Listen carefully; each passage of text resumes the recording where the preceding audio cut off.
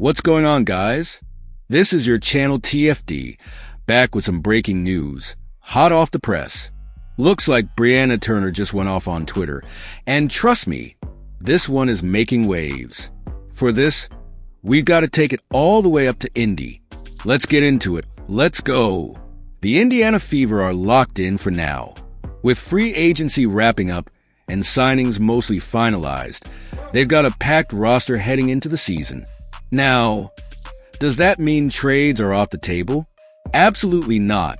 They could still shake things up, maybe even in the draft, or if a blockbuster trade opportunity presents itself. I mean, just imagine Lexi Hull and Aaliyah Boston being sent to Minnesota in a package deal for Nafisa Collier.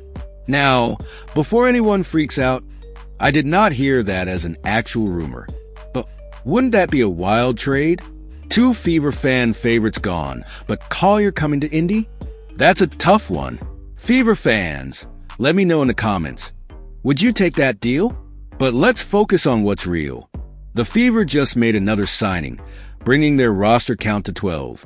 From what I understand, this is another training camp contract, similar to Jaylen Brown's. Basically, these are players fighting for a roster spot, and things could still shift. Unfortunately, it looks like Christy Wallace's spot is secure, but I still have hope they might make a change there. So, Fever fans, what do you think of the latest moves? Are they done, or is there one more big move coming? Let's talk about it. The Indiana Fever just made another signing. Brianna Turner is officially in the mix. She spent last season in Chicago, only logging about 9 minutes a game after spending her first 5 years in Phoenix. Early in her career, she was a solid defender and rebounder, but over time, her impact seems to have declined. Her rookie year showed promise. She got good minutes in the following seasons, but since then, it's been a steady drop-off. Now, there are some concerns with this move, but before we dive into that, let's talk about the reaction from the Fever fan base. And let's just say, they're united on this one, just not in a good way. But first, I want to play a quick clip. It's about 25 to 30 seconds of Coach Stephanie White talking about locker room culture. We've heard the Fever front office hammering that point all offseason, emphasizing how important culture, chemistry, and leadership are to this team. And that's exactly why this signing has some people scratching their heads. So, before we break it all down, let's hear what Coach Steph had to say. That you trust, and people who can help you, when you get tunnel vision, and help you see the big picture, and can be honest with you and transparent with you. But as far as the things that we value, first and foremost, competitive spirit and competitive drive. Like in our industry, if you're not a competitor, you're not going to last. And it doesn't have to be to win at all costs, right? It's just how you do what you do every single day. Like for me as a human being, like if you're leaving your shopping cart out in the middle of the parking lot, I'm judging you. You're not going to be on my team. All right, now this is interesting. If you're the type to leave your shopping cart out in the parking lot, which by the way, I can't stand either, then you might want to hear this. Stephanie White talked about the importance of competitive drive, right? And we all know that's one thing Kennedy Carter has in abundance, for better or worse. The only reason I bring up Carter here is because she's still out of the league. And yet, after making that comment about accountability, about the shopping cart mentality, the Fever went out and signed Brianna Turner. Turner represents a very old-school version of what some believe the WNBA has become, an activist-driven league where basketball is almost secondary. Now, whether you're for that or against it, that's your stance. But for Fever fans, it raises a question. Is this about improving the team, or is it about something else? Because if you're looking at this strictly from a basketball standpoint, Turner hasn't exactly moved the needle in years. And we got Fever fans. Stuff like this is making me start to question the whole protect the locker room statement. I am not good with BT Brianna Turner at all. Brianna Turner having some deleted tweets where Caitlyn was the topic of conversation is interesting. Okay, Ken Swift, who I disagree with on Sid, loves this move for some reason. Forget the other stuff. I just don't like it from a basketball standpoint. But my point being, Ken and I get along just fine. We have some differences of opinion, but that's how it should be in a normal world. Yet, even Ken is 100% against this one. This was patient zero for Twitter fingers disease. Her literal pinned tweet is a reminder that she doesn't have to respond to everyone. I won't comment about it again unless she starts letting tweets fly. Then I will be compelled to respond. I pray the front office knows what they're doing. This feels like the equivalent of signing Esquire at the 5, though, not gonna lie, that is an absolutely terrifying thought. I wish that image had not been put in my head. Thank you for that, Ken. Brianna Turner is a horrific signing. Horrible on-court fit and in the locker room. And by the way, Andy's initial reaction? He liked it. I saw a tweet from him a couple of hours before this one when it first got announced, and he liked the signing. But little did he know, now he's looked into who Brianna Turner is, and not so much. I don't understand this. I feel like they just hired an enemy from within. Yeah, that Twitter feed? I don't know. Ditto. I was immediately on board with Sophie and Sid, very different situation. So he's making that clear. Politics or past tweets be damned. This one is a major concern. Yeah, not sure about this one. Hopefully, they signed her to package her with Wallace and some pics or something in a trade, because this makes no sense. This woman was on Twitter claiming the Chicago Sky got attacked coming off their bus when nothing actually happened. Just a reporter showing up. Yeah, 100% with regard to that. If you all remember, that was right after Kennedy Carter and the whole attack on Caitlin Clark on the court. Then they turned around and claimed they were basically being held hostage on their bus by a Caitlin Clark fan. We have this here. Here's the tweet for that. I wasn't present because, remember, she was on the Sky this past year for the interaction from earlier, but what occurred isn't acceptable. Didn't realize that when we said grow the game, that would be interpreted as harassing players at hotels. You're free to have your own opinion, but consider if this happened to someone you know. And of course, as we know, none of this was true. I haven't seen a follow-up where she apologized, and of course, she's going on and no, I will not accept racism as part of the game. No, I'm not sensitive. She's very sensitive. And no, I won't simply ignore the ignorant takes I've seen. The majority of you commenting could care less.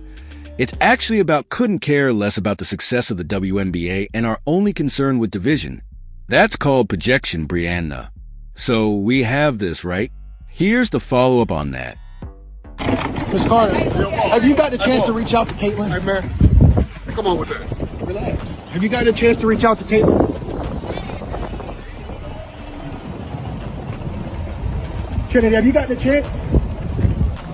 The basketball world wants to know if you've gotten a chance to reach out. Now see, that's all that was. And look, you can see that guy's smiling because he actually finds it kind of funny. And there's no reason for him to be doing that.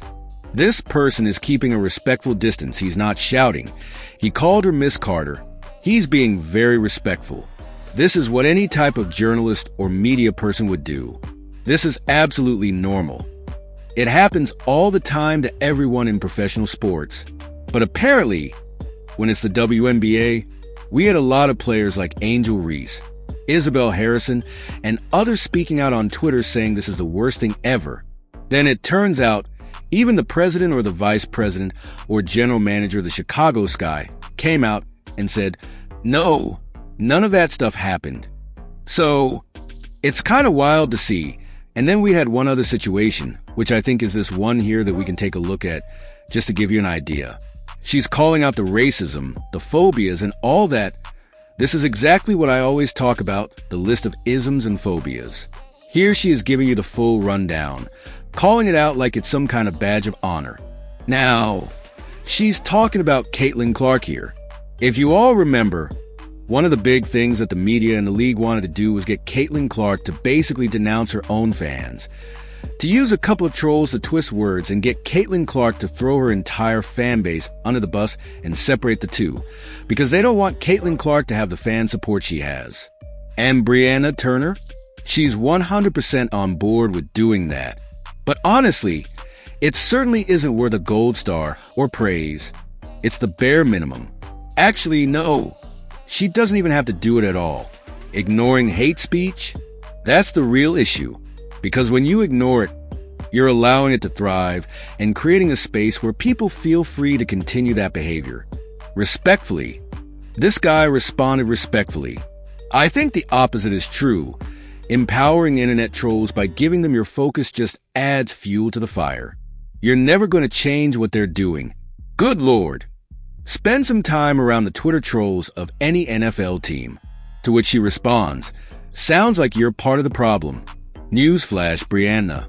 Speech is just speech. No such thing as hate speech in the way you're defining it. People shouldn't be restricted from expressing themselves in any sports league, regardless of gender, age, race. This is what we're getting from Brianna Turner. All right, folks, I had to take a deep dive into her Twitter account, and let me tell you, it is wild, absolutely wild. We've got the Parley Room chiming in with some hot takes. Now package up that kangaroo freedom fighter and Bozo the Clown in a trade for a true center. Thanks. Indiana Fever. I'm trying to figure out who's who here. Looks like Brianna Turner might be the freedom fighter, considering the Aussie connection with Christy Wallace. But as for Bozo the Clown, that's a mystery. Someone's got to fill me in on that one. But seriously, this is what happens when you scroll through her feed. It's just non-stop drama. Honestly, reading all of this makes me wonder if I'd rather have DJ Carrington on the roster. She might be less of a headache than Brianna Turner at this point. This is getting out of hand, people.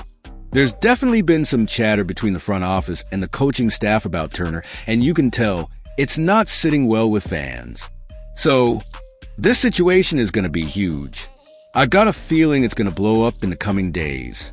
Stay tuned, because we're about to witness some serious moves. I don't know. I'm a little torn when I hear all the talk about protecting the locker room, and then you go out and sign Brianna Turner. It doesn't really add up. Maybe there's a bigger plan at play. Perhaps a trade down the line, though I'm not sure she has a ton of trade value. Or maybe they're just adding a body to the roster for training camp, knowing full well they're not going to keep her for the full season. But honestly, given what I've seen from Turner, I'd be concerned she might be a negative influence on Caitlin Clark at this point. When you think about everything that happened with the Fever and Caitlin Clark last season, everything she had to deal with, and then you bring in someone like Turner, who's been very vocal about Clark and Iowa basketball. I'm not saying Turner was the leader of all the negative talk, but she definitely was out there leading the charge in terms of throwing shade at Clark and her fan base long before Clark even made it to the WNBA. This isn't some isolated incident. It's a pattern. Brianna Turner seems to spend a lot of her time on Twitter, posting stuff like this. It'll be interesting to see how this plays out moving forward. Anyway, I'll leave it at that. What do you think? Let me know in the comments below. As always, thanks for watching. Don't forget to like, comment, and subscribe. It really helps out.